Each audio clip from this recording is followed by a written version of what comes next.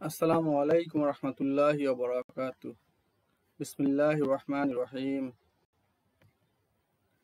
Dear students of Mohsinuddin Nuria Fazil Madrasa, how are you? Hope you are well. Welcome to our online class.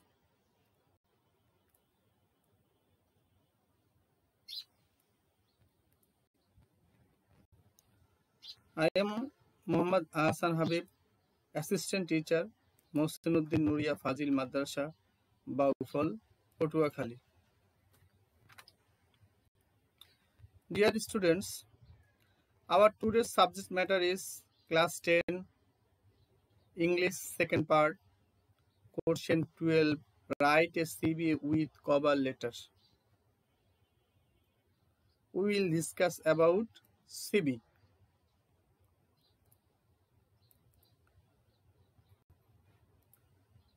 My dear students, English second paper, subject code 137 times 3 hours, full marks 100. There are two parts. Part A, grammar, make marks 60. Part B, written marks 40.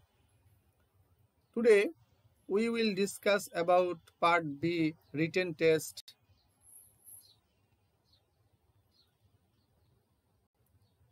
Part B, written test, marks 40. There are 4 questions. Question 12, write a CV with a cover letter. Question 13, write an application or an email. 10, marks 10. Question 14, write a paragraph, marks 10. Question 15, write a composition out of 3, marks 10. Today, we will discuss about question 12, write a CV with cover letters, marks 10. Dear students, here is a format of a CV. A CV has 7 parts. One is date,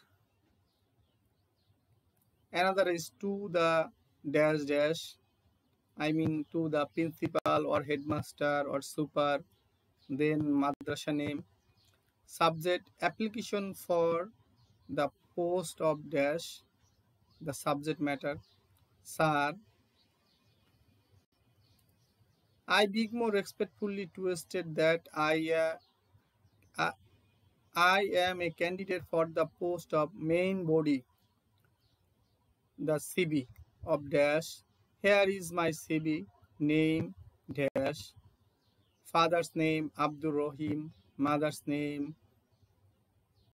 Muhammad Rohima, address Baufal Potuakhali, date of birth 12/12/1995, religion Islam, nationality Bangladeshi, education exam SSC, HSC, BA, MA, year 2010, 2012, 2015, 2017, GPA, AAA, board, Dhaka, Dhaka, Dhaka, Dhaka. I therefore pray and hope that you would be kind enough to grant me for the post of dash, the subject matter. Then I remain, sir. My dear students, look, এই আমাদের যে format, এই ফরম্যাটের ভিতরে এই একই কথা সব যে কোনো সিভিতে আমরা ব্যবহার করতে পারি। তার ভিতরে এই ড্যাশের ভিতরে প্রশ্ন অনুযায়ী যে ইনফরমেশন রয়েছে সেই ইনফরমেশনগুলো শুধু আমরা বসিয়ে দিব। আর একটি কথা, প্রশ্নের ভিতরে কখনোই পিতার নাম, মায়ের নাম, ঠিকানা, জন্ম তারিখ, ন্যাশনালিটি বা এডুকেশনাল ব্যাকগ্রাউন্ডের কথা খুব একটা বলা থাকে না। যদি থাকে তাহলে সেই অনুযায়ী হবে, তবে থাকে না যেহেতু আমরা কমন একটা বিষয় এখানে ব্যবহার করতে পারি। এখানে তোমরা লক্ষ্য করো, অ্যাপ্লিকেশন ফর দ্য পোস্ট, এখানে যে সাবজেক্ট ম্যাটার হবে বডির ভিতরে I beg more respectfully to state that I am a candidate for the post of dash, এখানেও একই সাবজেক্ট ম্যাটার হবে এবং শেষের দিকে I therefore pray and hope that you would be kind enough to grant me for the post of dash, এখানেও ওই একই subject matter হবে। তার মানে এই তিন জায়গায় একই কথা হবে, সেটা প্রশ্নের ভিতরেই লেখা রয়েছে। এরপরে আমরা দেখতে পাই যে নেমের ভিতর, প্রশ্নের ভিতরে ম্যাক্সিমাম ক্ষেত্রে বেশিরভাগ সময় নাম বলা থাকে, সেই নাম এখানে হবে এবং শেষে আই রিমেন স্যার, এখানে ওই একই নাম এখানে হবে। আর টু দ্য প্রিন্সিপাল বা সুপার ওয়ার হেডমাস্টার, এটাও প্রশ্নের ভিতরে বলা থাকে যে সিভিটা কার কাছে ড্রপ করতে হবে, ম্যানেজার হতে পারে, চেয়ারম্যান হতে পারে, এবং নিচে দিয়া সেই চেয়ারম্যান বা ম্যানেজার যিনি থাকেন তার কোন এলাকা বা কোন মাদ্রাসা বা কোন প্রতিষ্ঠান, সে প্রতিষ্ঠানের নাম। সুতরাং এখানে যা কিছু বলা হলো ফাঁকা ফাঁকা জায়গায় সবকিছুই প্রশ্নের ভিতরে থাকে। আমরা শুধু এই ফরম্যাটটা মেমোরাইজ করব, মুখস্থ করব, তাহলেই আমরা সিভি লিখতে পারবো। Dear student, for example, my name Question 12. Suppose you are Fahim and you have seen a vacancy ad for the post of a computer operator. Dear students, now write a CV with a cover letter. একটা cover letter মানে CV সহ একটা application করতে হবে। Your CV should not extend one page. তোমার সিভিটা এক পেজের বেশি হতে পারবে না। আমরা অনেক ক্ষেত্রে এমনভাবে সিভি লিখি যে সিভি 2 পেজ 3 পেজও হয়ে যায়, সেটা হওয়া উচিত নয়, তাহলে পরীক্ষায় ভালো নম্বর পাওয়া যাবে না। সুতরাং এক পেজের মতো হতে গেলে আমরা আমাদের যে ফরম্যাটটা দেখিয়েছি সেই ফরম্যাটটাই নিয়ে যদি তোমরা পড়ালেখা করো তাহলে অবশ্যই তোমরা এক পেজের মধ্যে সিভি লিখতে পারবে। দেখো বন্ধুরা, আমাদের এখানে এই নাম দেওয়া আছে ফাহিম, আমরা আমাদের নামের যে আমাদের সিভির যে ফরম্যাট, সেই ফরম্যাট ভিতরে আমরা এই যে নাম ব্যবহার করে ফেললাম, প্রশ্ন থেকেই সেই নাম ব্যবহার করে ফেললাম 3 জায়গায়। সুতরাং আমরা নিজের থেকে কিন্তু কিছুই ব্যবহার করলাম না, প্রশ্ন থেকেই নাম ব্যবহার করলাম।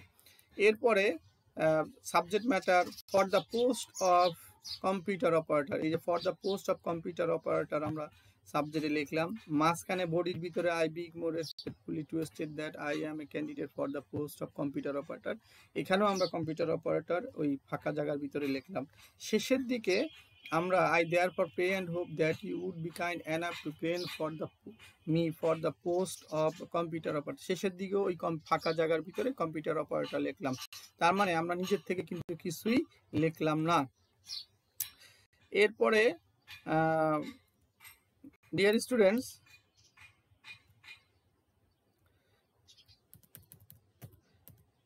তোমরা লক্ষ্য করো, প্রথমে তারিখ ডেট 10/10/2020, তোমরা তোমাদের মতো করে যে কোনো তারিখ দিতে পারো, আমি আমার মতো করে দিয়েছি। এরপরে এখানে যে কম্পিউটার অপারেটর এর পোস্টের কথা বলা হয়েছে, এটা সাধারণত যে কোনো প্রতিষ্ঠানই এটা লাগতে পারে, সেজন্য আমরা আমাদের মতো করে দিলাম। নিয়োগ যারা দেয় তাদের নাম একটা পদবি। টু দ্য চেয়ারম্যান, এখানে আমরা ধরে নিলাম যে কোনো একজন চেয়ারম্যান তার প্রতিষ্ঠানে এই কম্পিউটার অপারেটর নিয়োগ করবে, এই জন্য আমরা এই ফাঁকা জায়গার ভিতরে চেয়ারম্যান লিখে দিলাম। তাহলে এই শব্দটা প্রশ্নের ভিতরে থাকতেও পারে, নাও থাকতে পারে, যদি থাকে তাহলে সেই অনুযায়ী লিখতে হবে। তা আমরা ধরে নিলাম যে এখানে চেয়ারম্যানের কাছে করতে হবে, তাহলে চেয়ারম্যান দিলাম। এক্স কোম্পানি, যে কোনো XYZ, যদি কোনো কোম্পানির নাম বলা থাকে তাহলে সেই নাম হবে, আর না থাকলে যে তুমি তোমার মতো করে যে কোনো নাম ব্যবহার করবে। তাহলে to the chairman x company, subject application for the post of computer operator. Sir, I beg more respectfully to state that I am a candidate for the post of a computer operator. Here is my CV. Name Fahim, father's name Abdur Rahim, cover letter মানে আমাদের সিভির যে main যে বিষয়বস্তু সেটা হচ্ছে biodata, curriculum vitae, সেটা আমরা এখন লিখতেছি। Father's name Abdur Rahim, mother's name Mrs Rahima, address Bauphal Patuakhali, date of birth 12/12/1995, religion Islam, nationality Bangladeshi, education, এখানে এডুকেশনাল কোয়ালিফিকেশন দেওয়া হয়েছে। প্রশ্নের ভিতরে যদি কখনো বলা থাকে এডুকেশনাল কোয়ালিফিকেশনের কথা, তাহলে সেই অনুযায়ী আমাদের ব্যবহার করতে হবে। তবে তোমরা মনে রাখবা, আমাদের এখানে আমরা 4টা এডুকেশনাল কোয়ালিফিকেশনের কথা উল্লেখ করেছি। প্রশ্নে হয়তো বলতে পারে এসএসসি পর্যন্ত, তাহলে এসএসসি হবে, ডিগ্রি হলে ডিগ্রি পর্যন্ত হবে। আচ্ছা, এখানে আরেকটি কথা মনে রাখতে হবে, ডেট অফ বার্থের সাথে প্রথম যে এসএসসি পরীক্ষা, তুমি যে দাখিল পরীক্ষা বা এসএসসি পরীক্ষা দিবা, প্রথম যে পরীক্ষাটা, সেই পরীক্ষাটার গ্যাপ তোমার জন্ম থেকে সেই পরীক্ষার সালের গ্যাপ যেন অন্তত পক্ষে 15 থেকে 16 বছরের হয়। বেশি হলে সমস্যা নেই, তবে ন্যূনতম 15 থেকে 16 বছর হয়। নাহলে দেখা গেল তুমি 10 সালে এসএসসি পরীক্ষা দিছো, আর যদি ডেট অফ বার্থ থাকে 15 সাল, তাহলে দেখা গেল হয়ে যাবে যে তুমি তোমার জন্মের আগেই পরীক্ষা দিয়ে ফেলেছো। সুতরাং এরকম হওয়াটা উচিত না, সেই জন্য এই বিষয়টা দেখে দিতে হবে। তুমি যে কোনো তারিখই তুমি দিতে পারো, যে কোনো সালই দিতে পারো, তবে এই হিসাব নিকাশটা এরকম হতে হবে। এরপরে আরেকটা কথা লক্ষ্য রাখতে হবে যে এসএসসি এর সাথে এইচএসসির গ্যাপ থাকে 2 বছর। সুতরাং এখন তুমি যদি 1 বছরের ভিতরে এটা সালটা দাও, তাহলে কিন্তু ভুল হবে, চোখের দেখা এটা ভুল হয়ে যাবে। সুতরাং এটাও হওয়া উচিত নয়। এরপরে ডিগ্রির সাথে সেরকম 2 বছর, ন্যূনতম 2 বছর, মাস্টার্স ন্যূনতম 1 বছরের গ্যাপ হলে হতে হবে।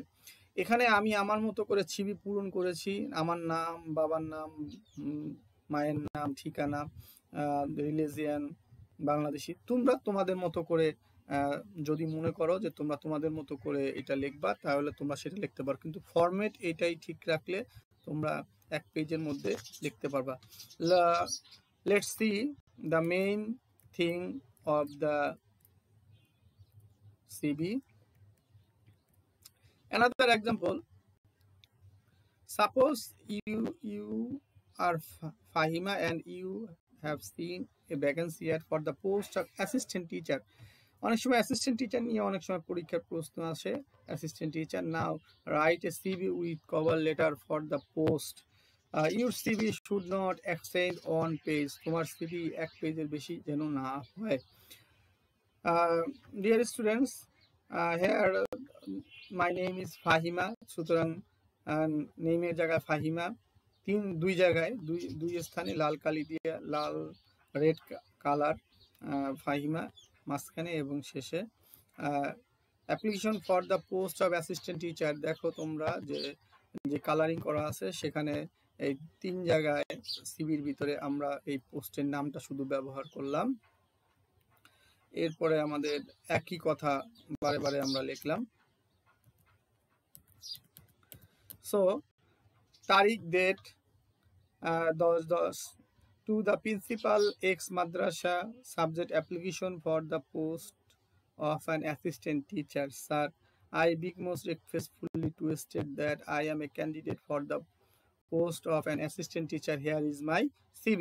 Name Fahima, father's name Abdul Rohim, mother's name Mrs. Rohima, address Balfal, Patuakhali, date of birth 12/12/1995, religion Islam, nationality Bangladeshi.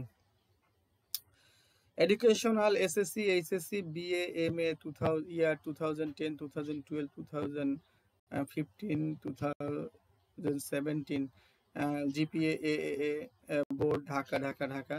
I therefore pray and hope that you would be kind enough to grant me for the post of an assistant teacher. I remain Sir Fahima.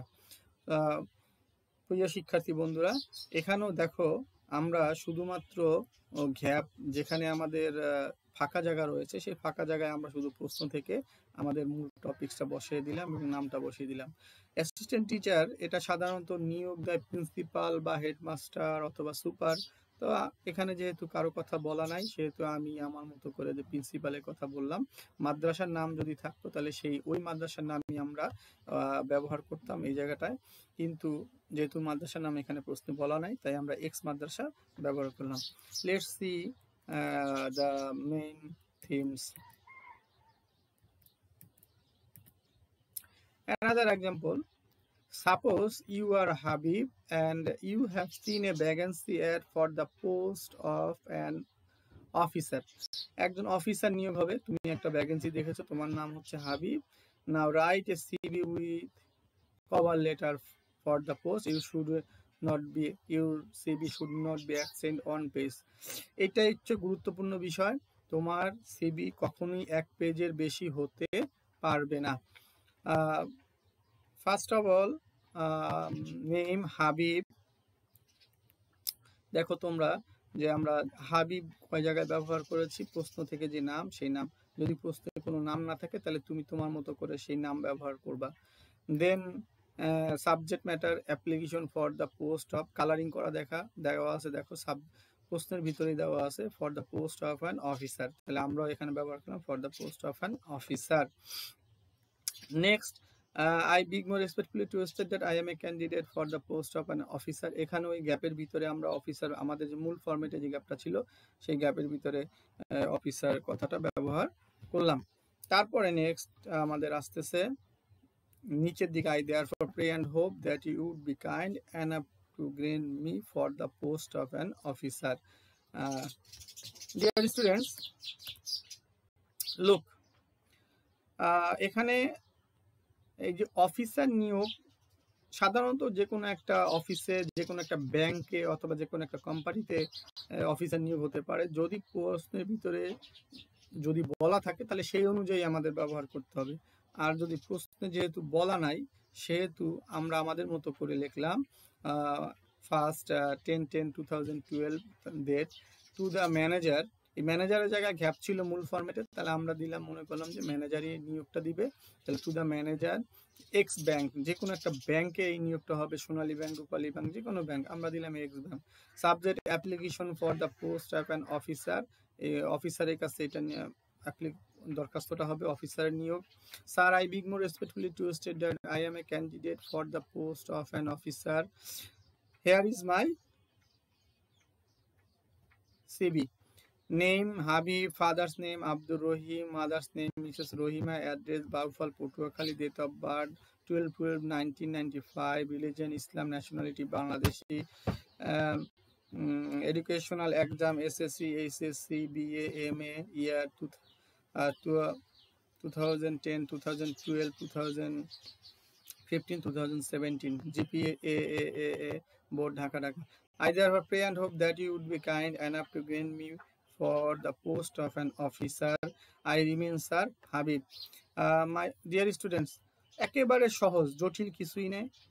তোমরা এভাবেই এই CV লিখবা, আশা করি তোমরা বুঝতে পেরেছো। Example 4, suppose you are Mamun and you have seen a vacancy ad for the post of a salesman।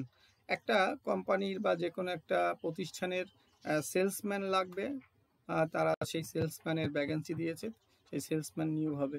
Right a CV with cover letter for the post. Your CV shouldn't accent on page.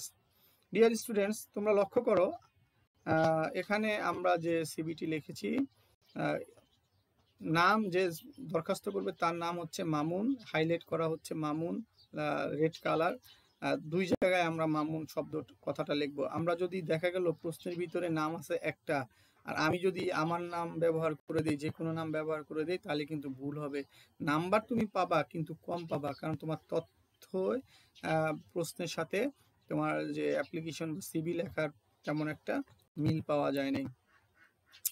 এখানে দেখো application for the post of a salesman, এটা প্রশ্নের ভিতরে আছে। এরপরে I beg more respectfully to state that I am a candidate for the post of an salesman, এটাও প্রশ্নের ভিতরে আছে। এরপরে নিচের দিকে দেখো, I therefore pray and hope that you would be kind enough to gain me the for the post of a salesman.